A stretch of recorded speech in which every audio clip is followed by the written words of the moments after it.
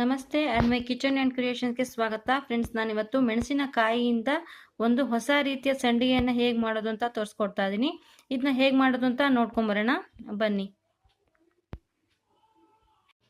ನೋಡಿ ಫ್ರೆಂಡ್ಸ್, ನಾನಿಲ್ಲಿ ಹಸಿಮೆಣಸಿನಕಾಯಿನ ತೊಗೊಂಡಿದ್ದೀನಿ. ಸುಮಾರು ಒಂದು ಅರ್ಧ ಕೆಜಿಯಷ್ಟು ಹಸಿಮೆಣಸಿನಕಾಯಿನ ಈ ರೀತಿ ಹಸಿಮೆಣಸಿನಕಾಯಿನ ತೊಗೊಂಡಿದ್ದೀನಿ. ಇದನ್ನ ಚೆನ್ನಾಗಿ ವಾಶ್ ಮಾಡಿ ಸ್ವಲ್ಪ ಚೆನ್ನಾಗಿ ಒರೆಸಿ ಯಾವುದೇ ರೀತಿ ನೀರಿಲ್ಲದೆ ಇರೋ ರೀತಿ ಮಾಡಿ ಇಟ್ಕೊಂಡಿದ್ದೀನಿ. ಇದಕ್ಕೆ ನಾನು ಸುಮಾರು 1 ಕಪ್ ಆಗುವಷ್ಟು ಉದ್ದಿನ ಬೇಳೆಯನ್ನು ನೆನೆಸಿಟ್ಕೊಂಡಿದ್ದೆ. ಸುಮಾರು ಒಂದು 2 ಗಂಟೆಗಳ ಕಾಲ ನೆನೆಸಿಟ್ಕೊಂಡಿದ್ದೆ. ಈ ರೀತಿ ಗ್ಲಾಸಲ್ಲಿ ನಾನು 1 ಗ್ಲಾಸ್ ಆಗುವಷ್ಟು ಉದ್ದಿನ ಬೇಳೆಯನ್ನು ನೆನೆಸಿಟ್ಕೊಂಡಿದ್ದೆ. ನಂತರ ಇದಕ್ಕೆ 1 ಚಮಚ ಆಗುವಷ್ಟು ಮೆಂತೆಯನ್ನು ನೆನೆಸಿಟ್ಕೊಂಡಿದ್ದೆ. ಸೊ ಮೆಂತೆ ಕೂಡ ಜಾಸ್ತಿ ಹಾಕಬಾರ್ದು, 1 ಚಮಚ ಹಾಕಿದ್ರೆ ಸಾಕು. ಇವಾಗ ಒಂದು ಮಿಕ್ಸಿ ಜಾರ್ಗೆ 1 ಚಮಚ ಆಗುವಷ್ಟು ಜೀರಿಗೆ, ನಂತರ ರುಚಿಗೆ ತಕ್ಕಷ್ಟು ಉಪ್ಪು, ಸುಮಾರು ಒಂದು 2 ಚಮಚ ಆಗುವಷ್ಟು ಉಪ್ಪನ್ನು ಹಾಕ್ತಾ ಇದ್ದೀನಿ. ನಂತರ ಇದಕ್ಕೆ ನಾನು ಇವಾಗ ಹಸಿಮೆಣಸಿನ್ಕಾಯಿನ ಹಾಕ್ತಾ ಇದ್ದೀನಿ. ನೀವು ಹಸಿಮೆಣಸಿನ್ಕಾಯಿನ ಕಟ್ ಮಾಡಿ ಕೂಡ ಹಾಕೋಬೋದು. ನಾನು ಹಾಗೆ ಹಾಕ್ತಾ ಇದ್ದೀನಿ. ಇದಕ್ಕೆ ಸ್ವಲ್ಪ ನೀರು ಬೇಕಿದ್ರೆ ಸೇರಿಸ್ಕೋಬೋದು, ರುಬ್ಲಿಕ್ಕೆ ಏನೂ ತೊಂದರೆ ಇಲ್ಲ. ನೋಡಿ, ಸ್ವಲ್ಪ ನೀರು ಸೇರಿಸ್ಕೊಂಡಿದ್ದೀನಿ. ತುಂಬ ಹಾಕಬೇಡಿ, ಸ್ವಲ್ಪ ಹಾಕ್ಕೊಂಡ್ರೆ ಸಾಕು. ನೋಡಿ, ಈ ಥರ ಚೆನ್ನಾಗಿ ತರ್ತರಿಯಾಗಿ ಪೇಸ್ಟ್ ಮಾಡ್ಕೊಳ್ಳೋಣ. ಎಲ್ಲವನ್ನು ಇದೇ ರೀತಿ ಮಾಡ್ಕೋಬೇಕು. ಇವಾಗ ನಾನು ಮತ್ತೆ ಹಸಿಮೆಣಸಿನ್ಕಾಯಿ, ಸ್ವಲ್ಪ ಉದ್ದಿನಬೇಳೆ, ಮೆಂತೆ ನೆನೆಸಿಟ್ಕೊಂಡಿದ್ನಲ್ಲ ಅದನ್ನು ಕೂಡ ಸೇರಿಸ್ಬಿಟ್ಟು ಅದನ್ನು ಸ್ವಲ್ಪ ನೀರು ಹಾಕಿ ಪೇಸ್ಟ್ ಮಾಡಿ ಇವಾಗ ಪಾತ್ರೆಗೆ ಶಿಫ್ಟ್ ಮಾಡ್ಕೊತಾ ಇದ್ದೀನಿ.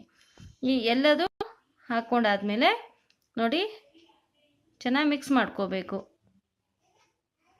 ನೋಡಿ ಫ್ರೆಂಡ್ಸ್, ಇವಾಗ ಒಂದ್ಸತಿ ಚೆನ್ನಾಗಿ ಇದನ್ನು ಮಿಕ್ಸ್ ಮಾಡ್ಕೋಬೇಕು.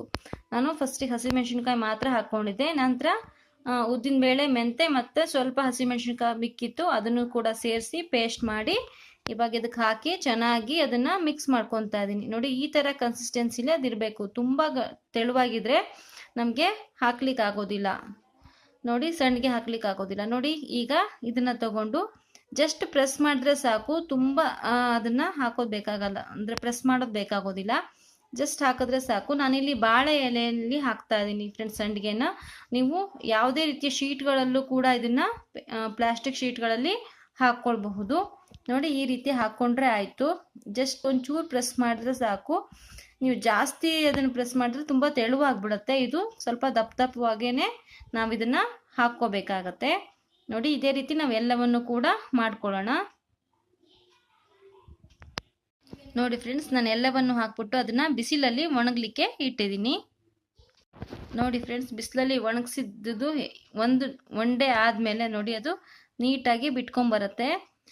ನೀವು ಅದನ್ನು ಅಕಸ್ಮಾತ್ ಬಿಟ್ಕೊಂಬರಲಿಲ್ಲ ಅಂದರೆ ಏನು ಟೆನ್ಷನ್ ಆಗೋ ಅವಶ್ಯಕತೆ ಇಲ್ಲ. 2 ದಿನ ಆದಮೇಲೆ ಅದಾಗದೆ ಬಿಟ್ಕೊಂಬಂದ್ಬಿಡುತ್ತೆ. ನೋಡಿ ಎಷ್ಟು ಚೆನ್ನಾಗಿ ಬರ್ತಾ ಇದೆ ಅಂತ ಕಾಣಿಸ್ತಾ ಇದೆ ಅಲ್ವಾ? ಇದನ್ನು ನಾವು ಒಂದು 3 ರಿಂದ 4 ಬಿಸಿಲು ಒಣಸಿದ್ರೆ ಸಾಕಾಗತ್ತೆ. ಚೆನ್ನಾಗಿ ಒಣಗಿಬಿಡುತ್ತೆ.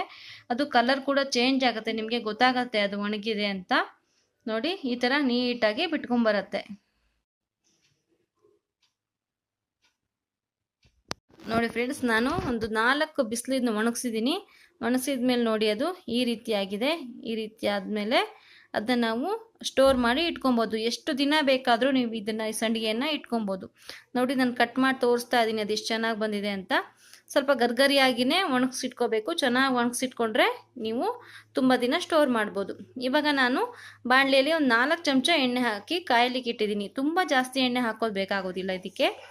ಎಣ್ಣೆ ಚೆನ್ನಾಗಿ ಬಿಸಿ ಆದಮೇಲೆ ಒಂದು ಸತಿ ಅದನ್ನ ಸ್ವಲ್ಪ ಕಲರ್ ಚೇಂಜ್ ಆಗೋಷ್ಟು ಡೀಪ್ ಫ್ರೈ ಮಾಡಿದ್ರೆ ಸಾಕು. ತುಂಬ ಹೊತ್ತೆಲ್ಲ ಡೀಪ್ ಫ್ರೈ ಮಾಡಿದ್ರೆ ಇದು ಕಹಿ ಬಂದುಬಿಡುತ್ತೆ.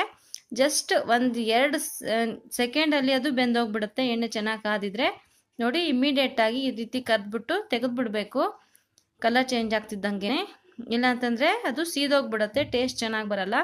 ಇದು ತುಂಬಾ ಟೇಸ್ಟಿಯಾಗಿರುತ್ತೆ ಫ್ರೆಂಡ್ಸ್. ಈ ಸಂಡಿಗೆ ಒಂದು ಸತಿ ಟ್ರೈ ಮಾಡಿ ನೋಡಿ. ಇದನ್ನು ನೀವು ಮೊಸರನ್ನ ಅಥವಾ ರೈಸು, ಯಾವುದೇ ರೀತಿಯ ರೈಸ್ ಜೊತೆಗೂ ಇದು ತುಂಬಾ ಚೆನ್ನಾಗಿರುತ್ತೆ. ನೋಡಿ ಫ್ರೆಂಡ್ಸ್, ನಾನು ಎಲ್ಲವನ್ನು ಡೀಪ್ ಫ್ರೈ ಮಾಡಿ ಇಟ್ಟಿದ್ದೀನಿ. ತುಂಬಾ ಚೆನ್ನಾಗಿರುತ್ತೆ ಟೇಸ್ಟು. ಇದನ್ನ ಒಂದ್ಸತಿ ಟ್ರೈ ಮಾಡಿ ನೋಡಿ. ನಿಮಗೆ ಈ ವಿಡಿಯೋ ಇಷ್ಟ ಆಗಿದ್ರೆ ಲೈಕ್ ಮಾಡಿ, ಶೇರ್ ಮಾಡಿ, ಕಾಮೆಂಟ್ಸ್ ಮಾಡಿ, ಹಾಗೆ ನಮ್ಮ ಚಾನಲ್ಗೆ ಸಬ್ಸ್ಕ್ರೈಬ್ ಮಾಡಲಿಕ್ಕೆ ಮರಿಬೇಡಿ.